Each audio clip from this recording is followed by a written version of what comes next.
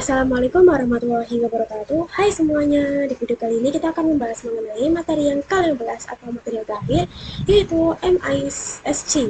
Pada MISC itu hanya bagian informasi tambahan terkait mikrotik mTSNA pada bab 15. Nah, di materi bab 15 kali ini yang pertama kita akan membahas mengenai tools. Nah, oke, di sini terdapat menu tools ya teman-teman, yaitu antara lain ada MAC address, ROM, ping, telnet, dan lain sebagainya. Mungkin di sini terdapat beberapa fitur yang sudah kita bahas dan belum kita bahas sebelumnya. Nah, yang belum kita bahas itu ada torch dan chips ya teman-teman.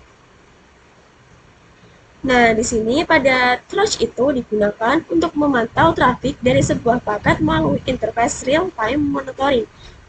Kemudian dapat memantau lalu lintas yang diklasifikasikan berdasarkan nama protokol IP sumber atau alamat IP, baik itu IP versi 4 maupun IP versi 6, dan bisa untuk port.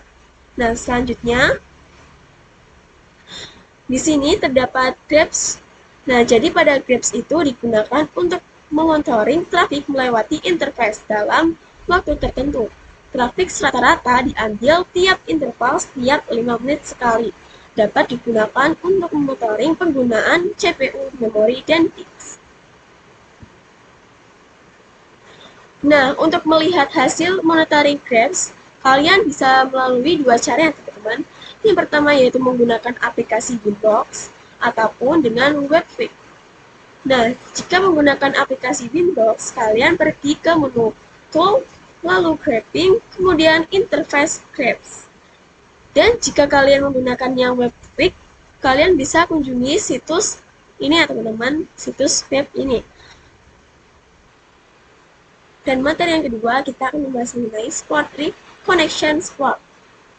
Nah, jadi support rift itu digunakan ketika ada konfigurasi yang full atau bermasalah dan ingin diinputkan ke MikroTik resminya. Untuk diselesaikan masalah tersebut, jadi auto support rift akan dibuat secara otomatis apabila terjadi kerusakan. Nah, di sini dia juga di-manage oleh proses WatchThread, dan sebelum mengirim ke MikroTik file output support itu dapat dilihat di mikrotik.com atau akunnya.